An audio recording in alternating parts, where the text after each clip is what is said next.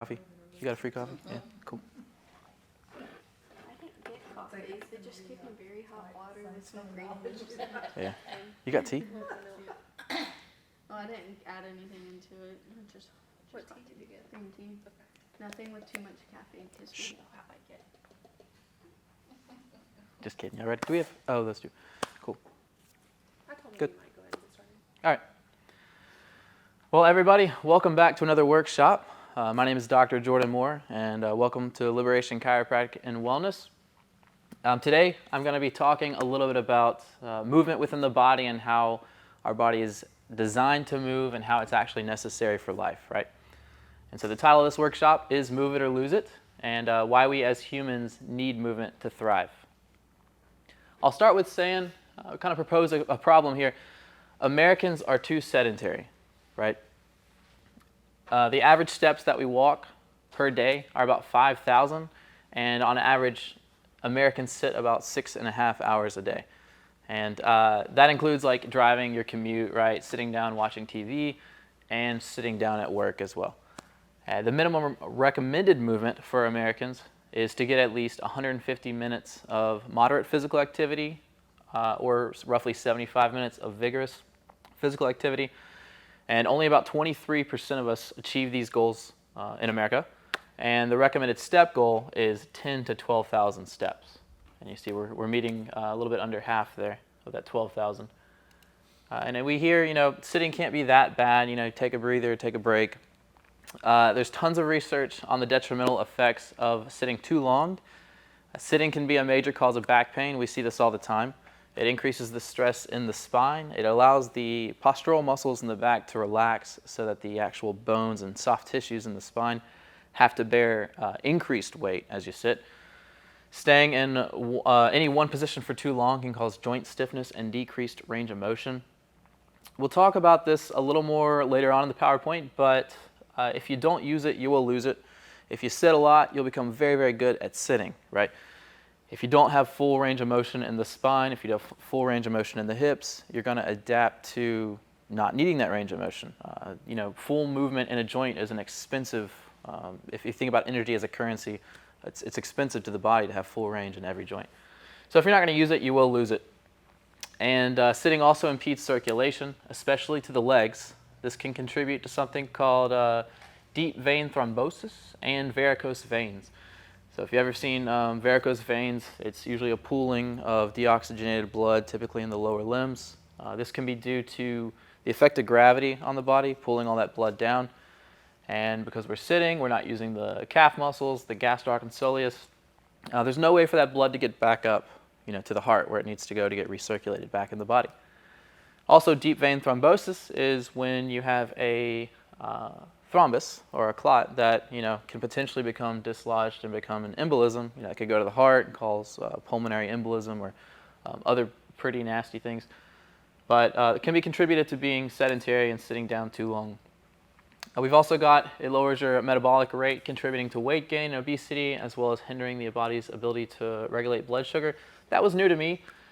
I believe I read sitting decreases the production of a lipase that helps you digest fats. It was something by like 80% as you're seated. So it makes it really difficult to maintain a healthy weight, if we're sitting too long, because we can't produce the enzyme to use fat for energy as effectively. Also, this last one, sitting can lead to muscle imbalances. I talked a little bit about the hips, as well as the act of sitting overstretches the glutes and the low back muscles. Hip flexors become shortened and tight. So if you think about sitting, your hips like this, right? Your hip flexor attaches to the hip, to the upper lower back, the L1, L2 area. And if you're sitting for too long, that muscle's contracted and it's going to adapt to that position. We'll see in this picture here, we've got someone sitting with very poor posture. So we'll have like the deep vein thrombosis and the varicose veins occurring in the lower portion of the legs here. We've got overstretched glutes, and an overstretched muscle is a weak muscle. We've got a bad and flexible spine, as well as overstretched muscles back here. We have increased pressure on the spine here, and when you have forward flexion or forward bending of the low back, you're opening up the posterior back part of the back, and that's where all the nerve roots are. You're more likely to herniate a disc backwards if you adapt to this posture and you'll hear things like slip disc, herniated disc. That all can be prevented with a proper curve, but unfortunately, most of the patients we see, there's not a traumatic accident that causes the loss of their lumbar curve. It's usually typically posture, right? Other things, tight hip flexors and weak abs. You'll have less oxygen circulating. You'll have a strained neck as well. I always tell patients, your forward head posture might only be 10, 20 centimeters. But if you think about that all day, the weight of your head is effectively 8 to 12 pounds of force. And if your head's forward, think about holding up a bowling ball straight up and down versus here, right? If you're holding it out in front where you should, you'll get really tired and sore in the back here on the arms. Same thing with the neck. You'll get burning type pain down here, maybe some nerve pinching, radiating pain down the arms, all due to just poor posture, right? And it's kind of a positive feedback there. If you've got overstretched muscles, they're going to get weaker, they're going to get even further stretched. So unless it's directly addressed, typically it gets worse and worse, right?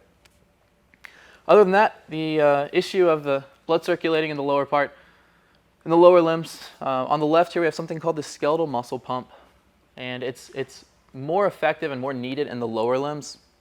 It's the motion of walking or using these muscles will actually squeeze blood back up toward the heart. And so if we don't use these muscles, they atrophy or they become weak. Typically you'll have blood pooling, you won't have anywhere to go, and you'll have to rely on either an increase in blood pressure or the occasional movement of that lower limb just to get that blood back up. So in this image, not entirely scientific, but if you look at the standing person here, it's about 100 kilograms of weight. And so all these other measurements, in my mind, are relative to that 100.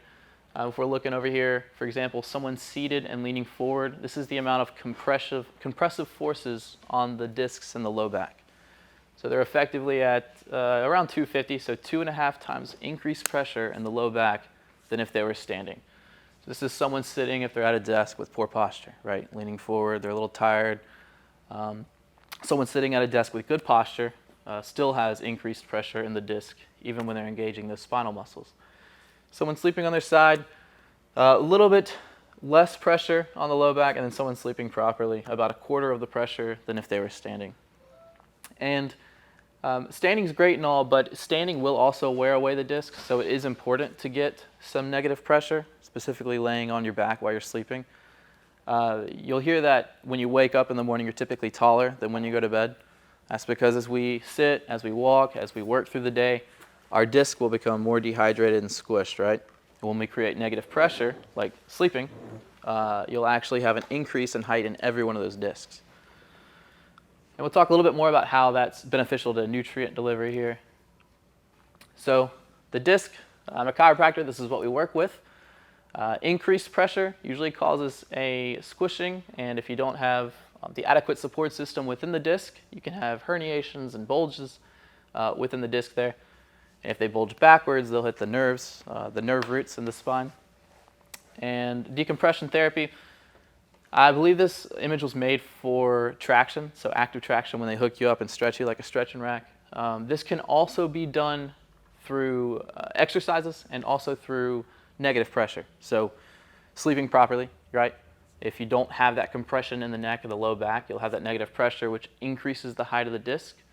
And the cells in the disc are called chondrocytes. They get their nutrition through this negative pressure. So there's no blood supply, there's no nerve connecting directly to the cells within this disc.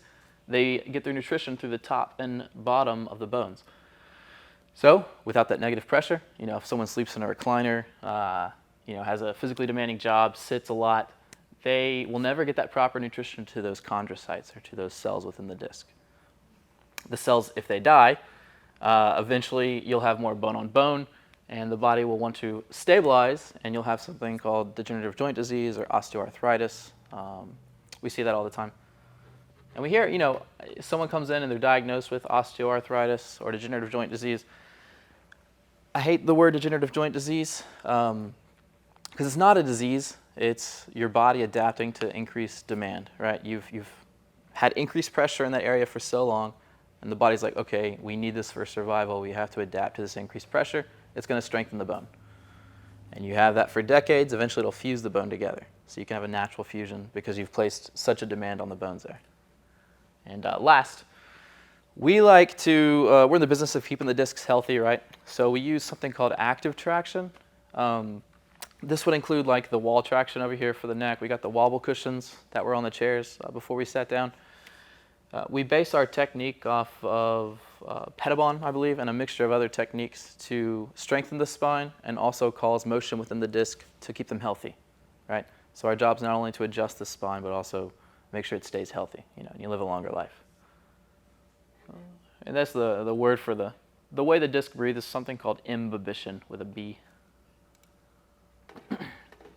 So as we age, muscle tone, something called sarcopenia takes over as we age. Past the age of 30, if we're physically inactive, we can lose as much as 5% of our muscle mass each decade. And I believe I wrote it down, but there's more studies saying that grip strength is a good indicator of longevity, as living longer, and also overall muscle tone. So typically the more muscular someone is in their later stages, the longer they'll live, right? And so symptoms of sarcopenia can include muscle weakness, loss of stamina, loss of movement coordination, which can lead to further inactivity, right? If you're someone who's progressed to the point where any movement's really painful, it's really hard to get started. Also, movement coordination. As you age, the risk of falling in the elderly is a pretty, a pretty good consideration. There are a lot of instances where someone will fall, break a hip, embolism leads to the lungs, right? I'm sure we all know someone who's had, a broken hip in their later ages. But people with low muscle strength, so this study over here from the Journal of Gerontology found that people with low muscle strength are 50% more likely to die earlier than their counterparts. And low muscle strength, in this case, just means the participants didn't meet a specific strength goal. So you can check out that study. They have their set, like they had a hanging goal, they had a grip strength goal, and they found the ones that couldn't meet their criteria, and they followed up, and they were 50% more likely to die early. So, why move? We all know the increased heart health, better muscle coordination, all that. But some other things I found interesting. There was a study showing that people who walked 5 miles a day have a reduced risk of cataracts and age-related degeneration by 41%. I don't know how they made that connection there, but very interesting study. They had improved energy, and walking or moving provides a healthy dopamine source. This is an important one because a lot of us get our dopamine or our motivation through unhealthy vices more times than not. So that can be an addiction to, it could be TV, it could be food, it could be browsing the internet, social media. It is important to have a healthier source of dopamine to help motivate you to continue the healthy habits, right? Other than that, the movements of joints encourage more synovial fluid and also improve mobility and independence as we age. We can have improved sleep in postmenopausal women, according to one study.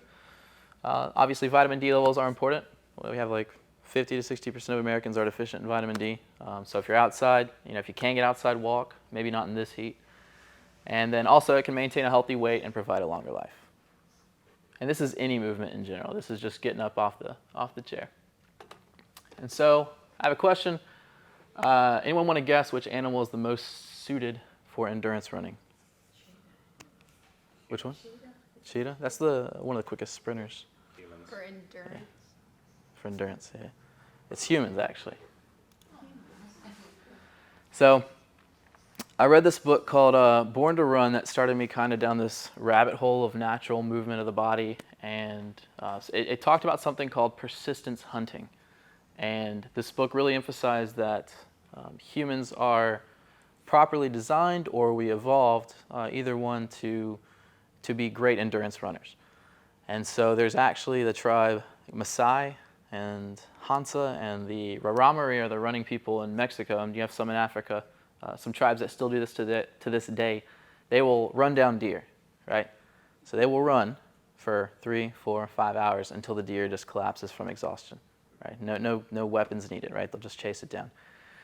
And you'll hear about people going on these hunts, signing up for it, not being able to keep up with the local people, but people have the ability to chase down animals that we thought, that are way quicker than us, right? And so what they do is they've got the ability to sweat. We do, right? Everyone does, or most of us. And then we lack a lot of fur, so we don't overheat as quickly. And so you'll see like a dog, a horse, they can sweat a little. It's usually an unhealthy thing, but they'll have to stop and pant and thermoregulate without the use of sweating. Humans, on the other hand, can jog at slower paces for extremely long amounts of time. And there's actually races now that are like, I think it's called the Moab 240. It's a 240-mile race. They have 24-hour marathons where people just run for 24 hours. It is crazy what the human body can do here. But even nowadays, they had like the Asheville 100 was a 100-mile race for originally horses, but people started signing up, right? And so people started running these 100 miles and actually beating the horses in these races. And then some other things that make humans great endurance athletes. The biggest thing in my opinion and what I read was the Achilles tendon. So the length of the back of the gastroc muscle here sits behind the leg. It stores a lot of potential energy when it's fully stretched, right? And so the thinking is, based on this book, Born to Run, is that if you land on your forefoot and head forward, it's going to stretch and allow you to propel yourself with minimum energy output, right? There's that. We got the mechanism of the foot. We have like 53 joints within just the foot. There's only about 350 in the whole body. So the foot is an extremely complex entity here.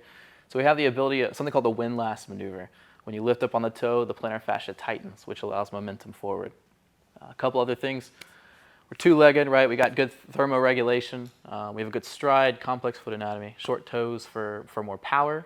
We have a great spinal curvature that's great at balancing our weight as we move. We have nuchal ligaments in the back of the skull that keeps that in place as we run. We have wide vertebra as well as forward-facing eyes. And I believe the forward-facing eyes we're more predators than prey, because prey typically has their eyes on the outside. Typically predators are facing straight ahead. So interesting here how we either evolved or we're created to run forever, right, and chase down our prey. So a few research studies on the benefits of running here. We found that research shows that running can be, in fact, good for bone health. I hear this all the time. I got bad legs, I got bad bones. If you exercise within the joint's limits, typically the joint gets stronger, right? It does not cause arthritis. It does not cause degeneration in bones, but in fact, the body actually adapts to the demands and increases the strength, right?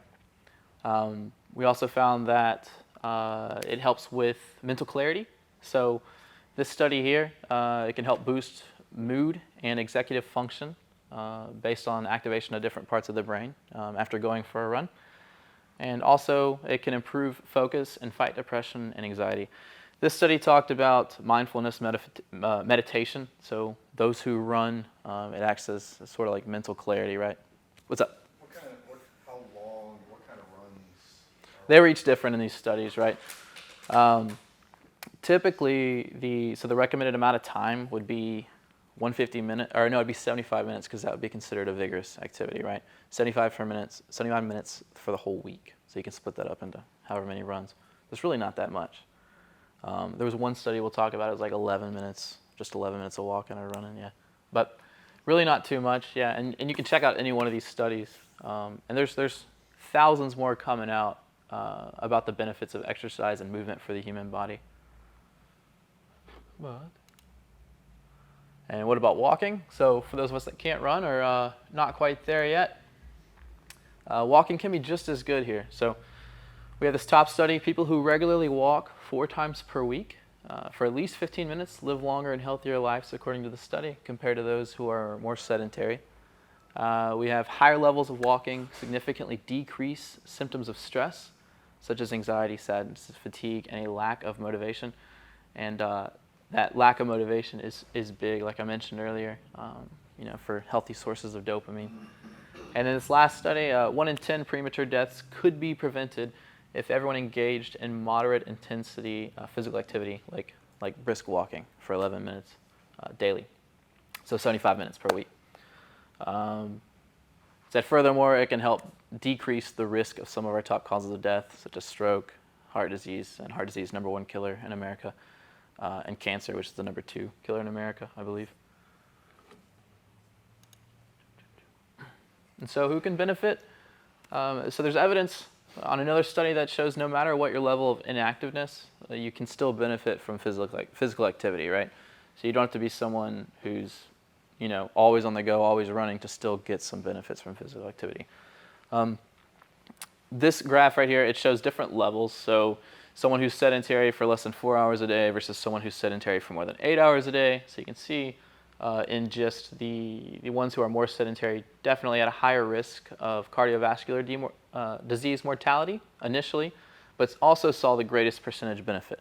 So those who are at risk the most, obviously, will see the most benefit here. Those who were already, they weren't too sedentary, only 4 hours a day of inactiveness, which sounds like a lot, but most of us do that 6.5 hours a day. Still saw a great amount of benefit here. And the Met hours per week of moderate to vigorous physical activity, this isn't how many hours you have to be active. They had like 4 times 1 hour of vigorous activity, so that would be 4 Met hours, right? Or 2 times 1 of moderate. But yeah, so that's not, you don't have to be active 30 hours a week to get the benefits. So, where do we start? I want you to keep in mind that the more you perform a specific action, the more you're telling the brain that it's necessary for survival. Kind of primitive thinking, but whatever you're going to do the most, your body's going to adapt to it, right? So this can be like sitting, like I mentioned earlier. If we're constantly sitting with our right leg over our left, or like we are in the front, you're telling the body we're going to do this action more. You're going to have the body actually adapt to that action, right? You're going to have increased external rotation, decreased on the other side. You don't do that stretch, and that could be any action that you actually do. And so my point with this is, whatever you want to become proficient at, not just for the heart benefits and everything. So pick up that activity, right? You can walk, jog, you can do whatever you want. Get physically active in something that will improve your life outside of that activity. Train grip strength, that's important. I mentioned earlier, there was a study linking that to longevity. Whether or not that means the stronger you can grip something means the longer you can live, or what it implies, like the stronger your grip strength, maybe the overall muscle tone is usually better in those people. It didn't differentiate the two. I would think that a stronger grip strength would mean you're able to keep yourself from falling as you age, right? So which means a longer life, because it is one of the biggest causes of death in the elderly, right, or hospitalization at the least. Add in healthy habits. Take the stairs. You can swim, throw, do whatever you want to encourage the body to become better at. How much movement? And I try to think of questions that we might have here. 150 minutes a week is what's recommended, right? That's what the experts say. And then 75 minutes a week of vigorous activity. 150 minutes a week could be, walking, just basic movements, getting up, doing chores around the house, things like that. Vigorous activity can be a light jog. It can be going out finding a sport you enjoy. Pickleball is getting pretty popular. Is this supposed to be a certain, like your heart rate is supposed to be a certain blood pressure? Yeah, I would say, so if you're For it to be- familiar with like zones, like zone 3 to 5 would be vigorous, right? So getting your heart rate, it's different for everyone's age. So your max heart rate is 220 minus your age. That's the max that it should get. You shouldn't exercise if it gets above that too much. But then you would take that max heart rate and divide it into zones, right? From your resting to the top, it'd be 5 zones. So that upper threshold, you'll know if it's vigorous activity, right? Well, yeah, I just didn't know if there was like a recommended figure. Yeah. Is it like the general, as much as you're unable to speak, right? Yeah, I would say if you're jogging at a pace, I would say even if you're jogging at a pace that you're still able to have a conversation, that would be somewhere in between moderate to vigorous. Now, if you're just walking, I would say moderate. If you're walking briskly, yeah. Good question. But yeah, 75 minutes, playing soccer, tennis, something where you're doing sprints, taking a break, that cumulative time would be vigorous. My recommendation is to train the body in whatever you want it to be good at, and whatever you want it to adapt to. If you want better knees, you can train the quads, tendons. VMO is the vastus medius oblique. It's the muscle in the middle here, and surrounding joints. This is something I'm familiar with is the knees. I dealt with terrible knees. We would go out and play. We still play soccer a little bit at local park here. And we'd go out and play for an hour or two, and my knees would swell up like coconuts. And I would never stop. I would never train my knees effectively. I would go a week without doing anything, go out there and try to play my hardest, and then go another week without doing anything. It wasn't until I took a little break from that activity and started training the individual components of the leg that I was able to, now we can play 3-4 hours. It doesn't cause an issue now, and you're able to go back the next day, right? And so don't get discouraged if you do have a joint that acts up. It gives you some problems, right? We'll talk a little bit more about what to do about that. If you want a better heart, perform at a higher beats per minute. So we talked a little bit about the different zones and everything. If you want to get your heart conditioned, it is a muscle as well. Ask more of it. Ask it to beat harder for longer, right? Want a stronger back? Hold good posture and engage your extensors in the back here. Posture Guardian is a great example of something that'll hold you in good posture. It'll train you to hold posture for longer, so that way when you have effectively the best posture you can, you won't need it. You'll already have the muscular strength and support system naturally. So whatever activity you do, your body will learn to become better at it. And common setbacks we see for getting physically active, these can be from new patient exams. If we're asking the patient, do we go for walks, or what do we do to stay physically active? I don't have enough time. So I'm not rude here. I just this is my personal opinion. Most of the time when I hear I haven't got the time, it's a pseudonym for I haven't got the will, right? It's just not. It's not on my agenda. It's not important to me currently. I got other priorities in my life. So I want to make a point. If you work 8 hours a day, 5 days a week, and you sleep 8 hours a night, every night, that still leaves us with about 64 hours for commuting, completing tasks, and recreational activities, taking care of kids, whatever. So within that 64 hours, my next thing is to take it and, that free time that you do have, split it into 15-minute blocks and actually write down what you do in those 15 minutes. Like, if you got a 15-minute block and you write, move the laundry from the washer to dryer, that doesn't take 15 minutes. But come up with a set schedule, and you'll actually be surprised at how much free time you actually do have. We were told this in chiropractic school. We had a class, and they were talking about time management. And you'll be surprised how much time you actually just don't do anything. You just sit around, right? You scroll or you do whatever. So try another suggestion is try replacing I haven't got the time with that's just not important enough for me to do right now. And it'll put a lot of the tasks that you do partake in into perspective, right? So if you're sitting there watching TV and you're like, running or walking is just not that important enough for me to do right now, you're being really honest with yourself, and it's probably the truth. I haven't got the energy. So, like I said earlier, your body will adapt to the demands placed on it. If you sit for 6.5 hours a day, you'll become really good at sitting. I will say motivation is easy to come by. It's cheap, but you need to use that motivation while you have it. Go for a walk, go for a run. You might be a little tired at the end of the workday, but I guarantee the next time you want to go for a walk or run, it'll be so much easier. So what you're telling the body at the end of a workday is, hey, we still got work to do. The next time you're ready to do it, you'll be stronger, right?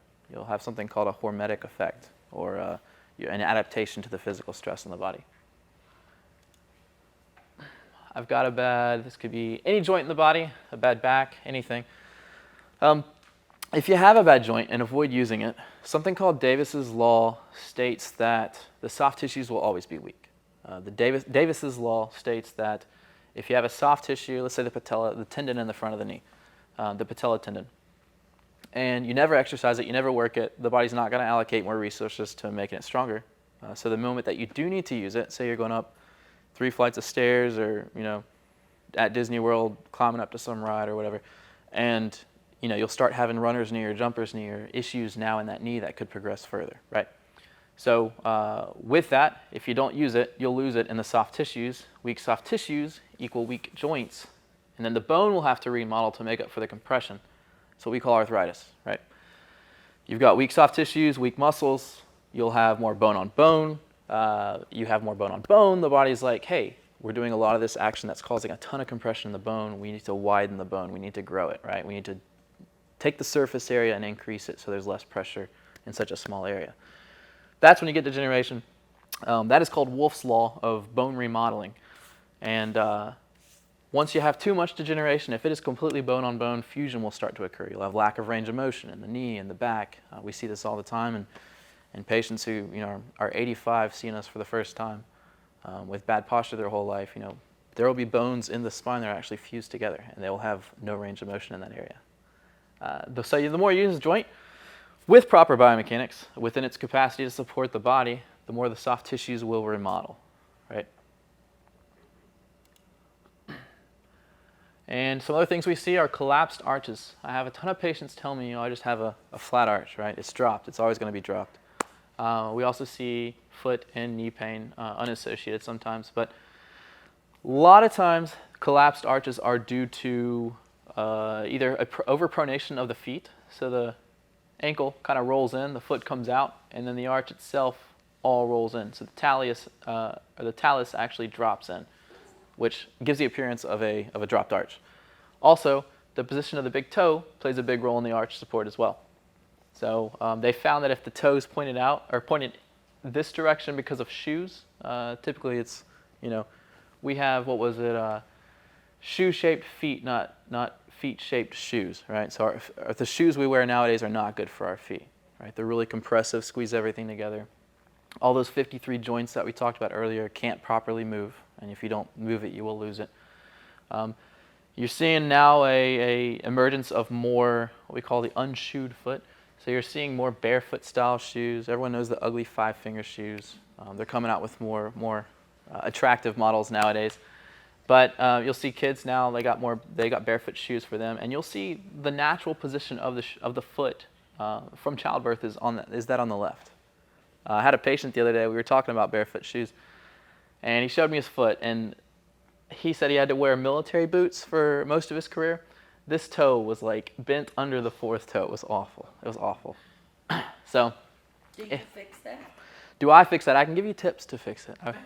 Typically, you don't touch too many feet unless it's needed.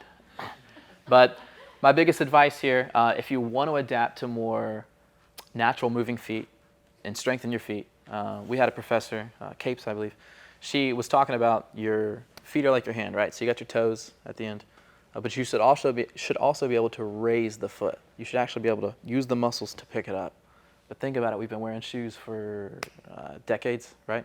Those muscles that we haven't used to grip the ground are going to be weak, atrophied. You can retrain them. It's tough and discouraging at first because they cramp so easy when you're trying to work the muscles in the bottom of the feet.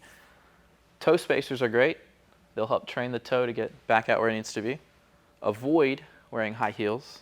Avoid wearing very cushioned shoe brands like Hoka or OnCloud, and get more minimalist type shoes. Shoes that bend with your foot, shoes that have a wide toe box so they're not squeezing it together, and shoes that aren't elevated. So high heels, a lot of running shoes now do it, platform shoes, things like that, squat shoes. So those are things to avoid. Increasing exercises like something called short foot, where you're training your foot to grip the ground, is really good. And eventually you will adapt and you won't need support in the feet anymore, right? Think about it, it's like decades of wearing a brace, all these supportive shoes that we have. Last, so bad knees. It's another very, very common complaint I get. My best advice for that, so we got on the left something called a VMO exercise or something called a split squat. This exercise both lengthens the hip flexor, so it's engaging an extension of the hip to lengthen the muscle that we've had contracted too long while we sit, as well as strengthening the knee within its full range of motion. That's important. So to make this exercise easier, you just raise the front. To make it harder, you just drop it. You can hold weights or whatever. But think about if you want to strengthen your bicep or your elbow, you're not just going to stop right here every curl, right? You're going to go through the full range of motion. Same thing, let's think about it with the knee. They tell you don't go knee over toe, but then you're really limiting the range of motion that God gave us or that we evolved to have right there. With acute knee pain, so say you do this exercise and your knee flares up. One of the, I don't like his shoes by the way, one of the best exercises is something called ROKP or reversing out knee pain. This will be walking backwards on a treadmill. If you keep it off, they coined it the dead mill. You can keep it off and use the natural resistance of the belt. You got your support on the sides here to actually do something called reverse out knee pain. And so it just pumps a lot of blood flow into the knee and helps alleviate the pain. We'll talk about it. That overpronation that you just had? Yeah. What does it mean? That's your feet? Yep. Yeah. So that's typically a muscle imbalance on, if it's not just strictly from rolled ankles, which they typically don't roll out that direction. For the pronation, it's typically supination. It's typically a muscle imbalance between both sides there. Yeah, and a lot of times if you work on lengthening one side, contracting the other enough, you can slowly make change. It is quite a bit of effort, though, to get that back to normal. Some people will put you in shoe insoles or like... Brooks. Yeah, Brooks, yeah. Some people will put you in different insoles and things like that, but think about it like you're putting a brace on, right? It'll help with the problem, the symptoms of the problem, but it won't treat the underlying dysfunction, the muscle imbalance there. On the top here, so we got a study showing the benefits of a barefoot shoe. So foot flexion strength increased by 57.4% over a control group in just over 6 months, or over just 6 months. And that's pretty big, so it shows just wearing more flexible shoes alone can increase the strength in the feet. And what they did is they had 2 different groups. One didn't change their shoes, one went to more minimalist type shoes, and they had a foot flexion where they actually put them on a board and they saw how much they could flex the foot or bend it down, right? Also, reversing out knee pain study here. They call it retro walking, I guess to sound fancy. They found that it's a powerful tool for calming active knee pain. And then also, last study here, minimal footwear or barefoot style shoes. Participants were more stable in minimal shoes than conventional shoes, and they actually looked at it in elderly people in this one. So they just threw them in barefoot shoes, tested their stability after some time, and found that those who have better muscular strength in their feet could balance better, right? And risk of falls would reduce. So natural movement. So if you're going to think about maybe switching up your footwear or whatever, just as you wouldn't remove crutches from someone and tell them run up some stairs, there is an adaptation to natural footwear, and so this is where a lot of people run into problems where they're used to running 6 miles a day every day. They'll switch to natural footwear, go out and run their 6 miles, and be like, this is all kind of issues, right? This has caused me so much pain. The big thing there is if you are, used to the certain set of muscles that you use when you have a brace are going to be different than if you take that brace off and try to do the same exact weight on anything, right? So there's an adaptation period. I recommend switching to the shoes and taking your time, walking. Maybe don't go for a run immediately, and kind of feel your body out as you make the change there. And my point there is if you listen to the body when it whispers, you won't have to hear it when it screams. I didn't come up with that, so really pay attention if you feel any minor pain, minor tweak. Listen to the body. Try to figure out what's causing that. So, my short list here of things you can do. I'm going to read every no. So my thing is physical activity doesn't have to be walking or running. I know that's mainly what I focused on. You can swim, you can do any one of these. And yes, this is AI generated. I said, give me a list of things I can do to be active. Find a passion and do some research. Maybe start it. You'll learn a whole new set of skills. You'll also get the mental benefits. You'll get the dopamine release from being successful at something, after probably many failed attempts. But I really, really think it's important to get out and try something new. All your friends will probably be jealous too. You'll have stories to tell as well. But this list just went on and on and on. So, and you probably can't snowboard or snowshoe here, but. So do you endorse parkour? I see that up there. Parkour is on the list. AI endorses parkour. None of us should be parkouring. Yeah, I saw Jazzercise up there. Final notes, some things I wanted to mention. Corticosteroids, I hear this a lot. I had one patient, I think they limit now 2 to 3 injections a year into the joints because they're starting to learn about the detrimental effects. I had one patient though with sciatica and back pain who was friends with an MD, and he was getting once a month corticosteroid injections, right, for 2 years. Y'all, his back was messed up. They're starting to show that corticosteroid injections will speed up degeneration wherever it's injected. So it might give you a little pain relief in the moment, but it causes a speeding up of degeneration, so it's just going to worsen the problem, right? Over-cushioned shoes, we mentioned this a ton. It's like wearing a brace. You're adapting to the unnatural device on your feet. Many of us should untrain our feet from the decades of shoe use. Braces, same thing. You know, if you're used to knee braces while you play and everything, you're probably not getting full range of motion. You're probably not fully developing the muscular strength that you need. It's a hindrance, and it also decreases flexibility. Last but not least, have your spine and joints checked for deficiencies in strength and range of motion.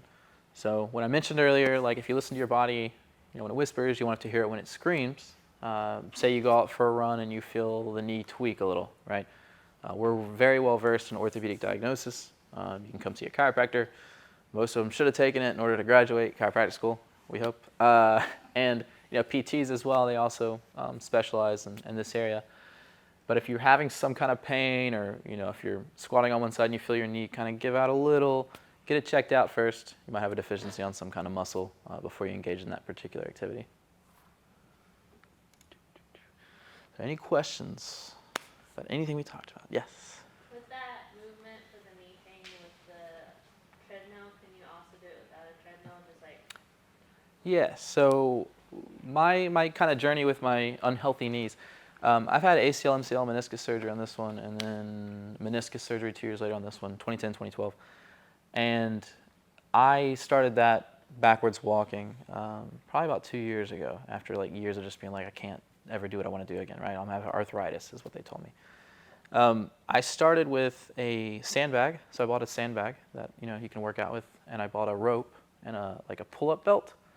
And so I would just go to the park and backwards walk with that attached to the rope, right? They also had a tire out there at Cottage Hill Park, or I guess it's Medal of Honor now. There's no tire out there anymore, but I would hook a rope to that, and you've come out with me. We've backwards walked out there.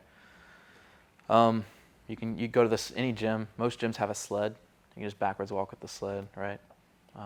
Treadmill though, and then backwards walking uphill. That'll give you about the same effect. Yep.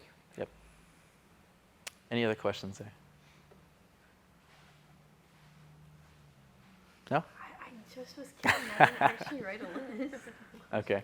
Well, thank you everybody for coming out. I hope you learned a thing or two. But I'll stick around if you have any more questions for me. And everyone have a great night. I didn't know you were supposed to talk to a doctor when you have like a little spouse. Yeah, it's not normal. Should we get